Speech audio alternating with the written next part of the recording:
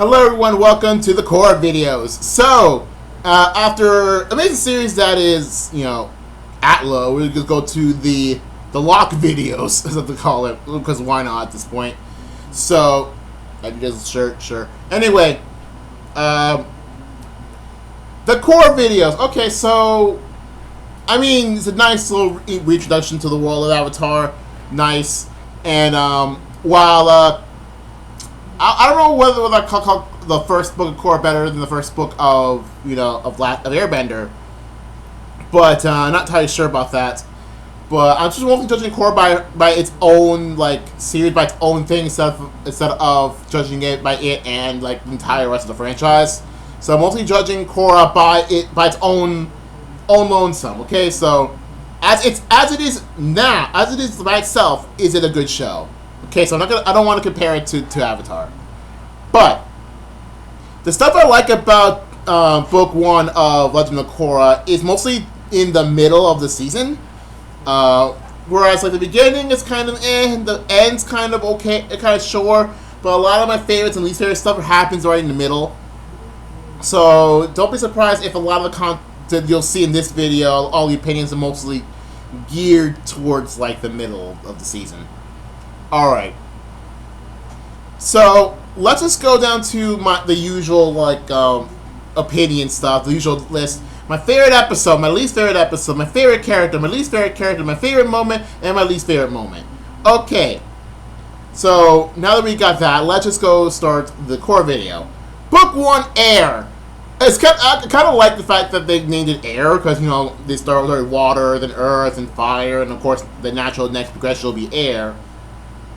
I'm probably gonna say this in the book 2 video that I thought that they're going to rename back book 2 Water, but no. What they decided to do is instead of redoing the Avatar cycle, they had the names for book 2, 3, and 4 something completely different. So that's what I did not really expect when I first saw it. But let's just go right down to my favorite episode. So I have 2 in mind.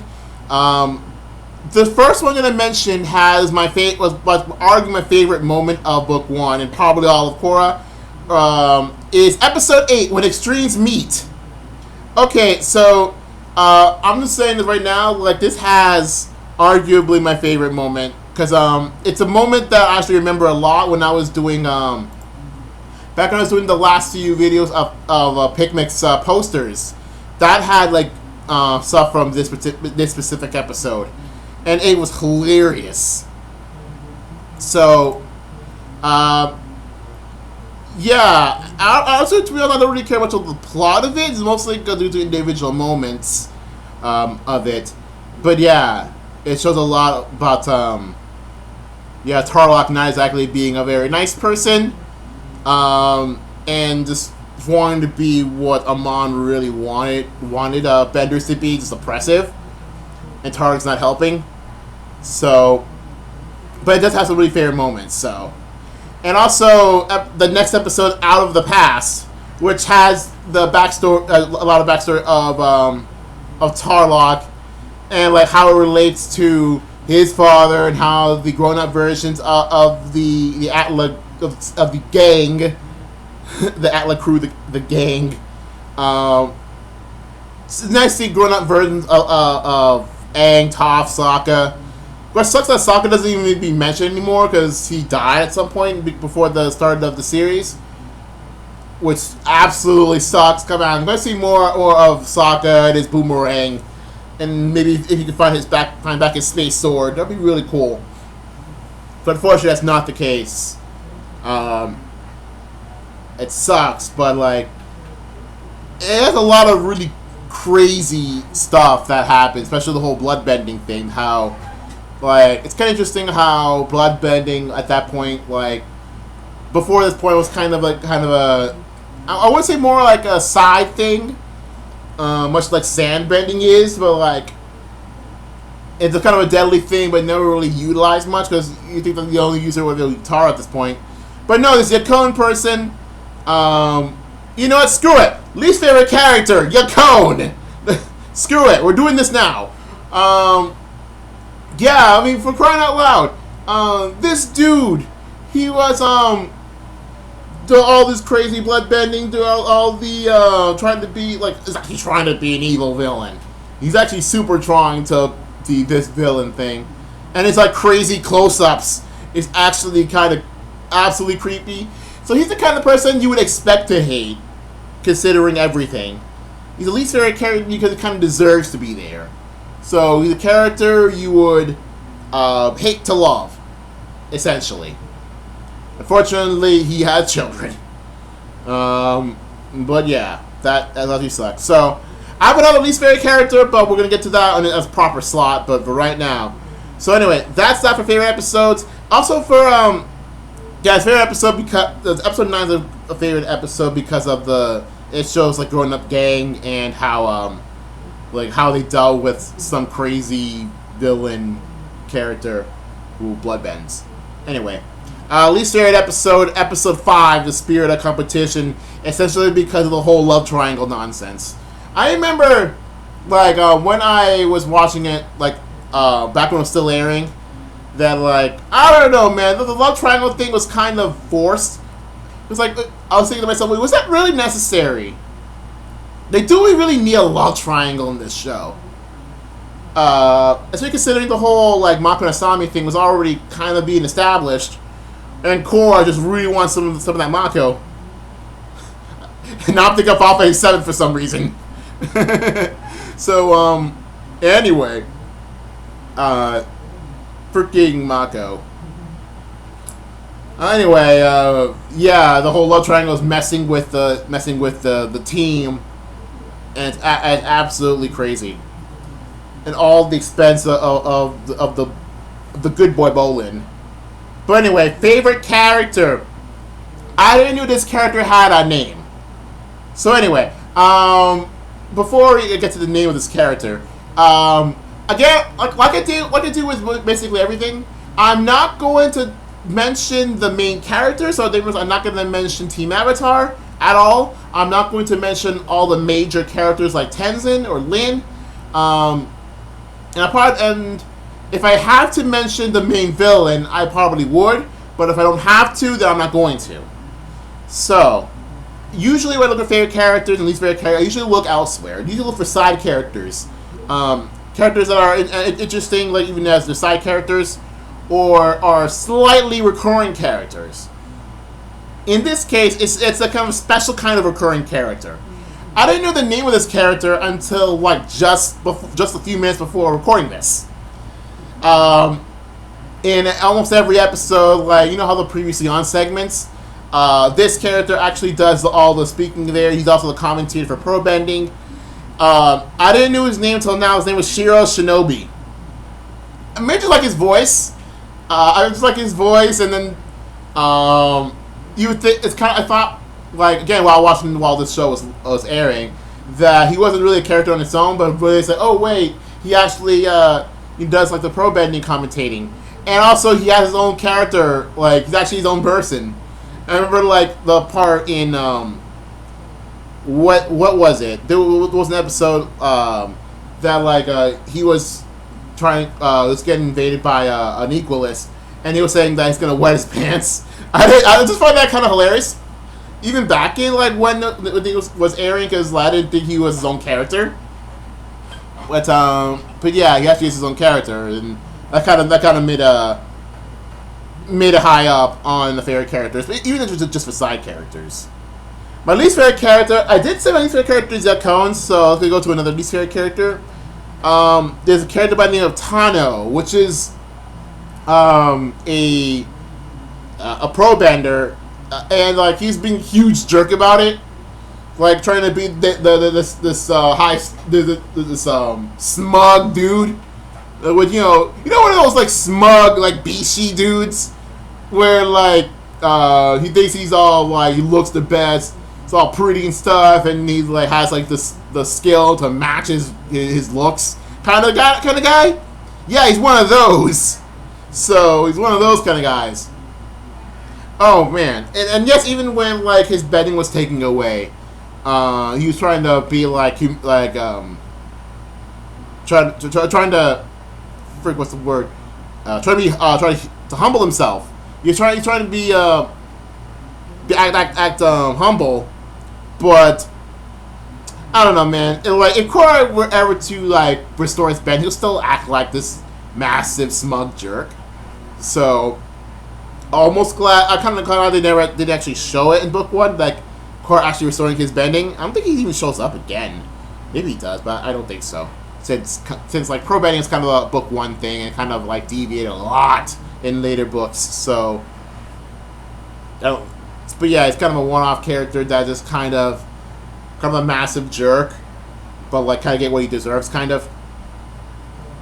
And my favorite moment, so basically one of my favorite moments of all time is episode 8. But I'm gonna go for, like I did with Avatar, I'm going to go in episode order. That's how I've written the my favorite moment, least favorite moment segments in like episode order. Okay, so favorite moment number 1. Okay, so I know this is kind of I don't know how controversial like this moment is, but I feel like it is. But I have to mention it. I am the Avatar. You gotta deal with it. I'm sorry, but like that just like when you remember like with Aang, like how the kind of character Aang is, you would not expect the Avatar in this case her childhood at like what 4 years old, just like punching through like the house and like a crazy like you know, first impression, and the first thing she says, I'm the Avatar and you gotta deal with it, and then starts bending everything at a super young age. And then all those White Lotus guys were just, what the heck? And they were just like, they were absolutely speechless. They were absolutely speechless, and it was actually hilarious. I found that moment hilarious. Okay, even if it might be a controversial moment, but I really think that's hilarious. Next, episode 4, when Asami's introduction. Oh my goodness, it's one of those classic pretty girl shows up moments. You know one of those, right? When guy stumbles upon this hot lady, you start to see like a bit of a slow motion look at her and how pretty she is, and then the guy just starts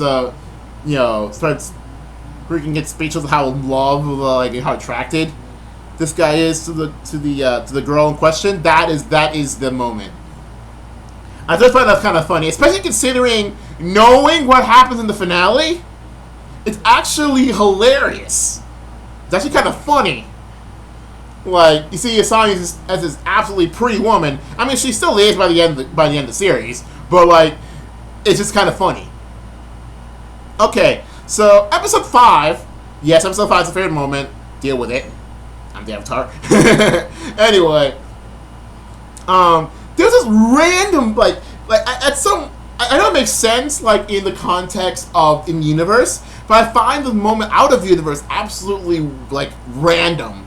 Like when the commentator, as I mentioned, like he had one random point mentions some sort of sponsorship from something called Noodles. It's absolutely crazy. I don't think I'm gonna put an image of it because I don't think I'll find an image of it, but it's just kind of a random like sponsorship moment, and I just find it kind of hilarious because like it's like in universe it makes sense, but out of universe it doesn't. Like that bit didn't even be needed, but it's actually kind of hilarious. Especially considering like we're in the age of the sponsorships are basically everything now. Anyway, episode 6, the part where Korra finds out that Tenzin and Leda were dating at one point. And I just love that scene. Like, this is a scene that even I remember back when I was watching while I was live. I just find that really amazing humor with the reaction faces and like how Korra's being super smug about it and Tenzin's being embarrassed and doesn't want to talk about it at all. It's just like those particular moments is hilarious, even back when I was watching it. Speaking of reaction faces, here we go. Episode 8's favorite moments. There's like freaking 3 of them. So the first one was when Bolin, first gone to Air Temple Island. He starts asking Iki 5 random questions, right? I forgot what the exact questions are. I think it's like The secret I remember is like it's like a vegetarian, everything vegetarian. What was it? I know there was one where do we have to wear the clothes, and I know there was something about the sky bison. And then I know the last question was how many trees were there, and then like Iki almost immediately like thought for a second and answered they're all correctly like in order, and everyone's surprised. I just find that absolutely hilarious. Now, okay, now what I'm about to mention next is my favorite moment, but I want to leave it out for now and just go back to but I can't actually skip this because it leads into the third thing. So anyway, arguably my favorite moment in Legend of Korra. Well, not my favorite all Legend of Korra, but especially in book 1. Let's just say this, right? Iki, for crying out loud, here we go again. So she and Korra were showing Asami her room since they had to escape to their temple island, and out of absolute nowhere, as they were walking, Iki was saying to Asami, did you know Korra likes Mako? The resulting face from Korra is probably the greatest thing I've ever seen. This is probably the greatest face ever. So I say that's probably the best reaction face in all of reaction faces in the history of reaction faces ever. Fight me on that. So, oh my goodness, like, Etika could take a back seat to this. Or rather, Etika, may he rest in peace, take a back seat to this thing. It's absolutely perfect. It's amazing. I do remember that's absolutely great. But then it leads to a bit later when the three of them go into the room, to the room that Asami goes into. She immediately slams the door on Iki, and Iki makes this weird zombie face for whatever reason. It's just kind of a why face. Why is the thing face? But it's a hilarious thing face, so I'll just leave it at that. It's nuts. Alright. Anyway. Next, episode 9. Very small moment, but like Len was busting out Mako and Bolin. And Bolin was just he was using the bathroom. Like goes right there and trying to do it, and Bolin's like, can you please like quiet down? I'm trying to. Anyway. And so when Bolin was done, he was rushing to the jail door. Lynn did this little motion here, and then she like zips up Bolin's fly, and he, with like a bit of a pain face, and then Lynn would say, "Oh, your fly was open." The Bolin face was absolutely crazy. Episode 10. I'm just gonna say this Milo's face. Mila, holy crud, you're hilarious. You're like kind of crazy kid. You're bark bending and all sorts of nonsense. And finally, like near the end of the book, okay, so I don't want to mention this character as like a favorite or least favorite character, but the problem with this character is knowing what's going to happen. Knowing what's going to happen in the finale. It sucks to think that this character had arguably the best introduction of a character, and I know just talked about Asami, but this character had the best introduction of a character, like for a good while. It's like one of the best introductions of a character ever. So near the end, the group, the Airbenders and Korra, they were saying, they're talking, and then they see a giant ship, and of course, when I forget if it was Iki or Jinora saying, "And look, Uncle Boomy is there! Woo! I can't do the woo thing. I can't do the crazy gorilla scream this dude does, but like he does like the greatest like introduction I've ever seen. Like you can kind of tell this guy is carrying his namesake. Being this absolute mad lad, and he's being this absolute mad lad, like doing this random unnecessary scream. fist bump like this, and then like this dude has like great introduction, but I know later on I know what's going to happen to this character, and I don't want to talk about it because it's not from this specific book. Because the only thing we know about him from Booby in this specific book is just that he's that introduction. It's kind of sucks what happens later, but also kind of cool what happens later, but also what happens later. But again, I can't tell you about it because it's not from this book, and it's a spoiler. So no, I can't talk about it.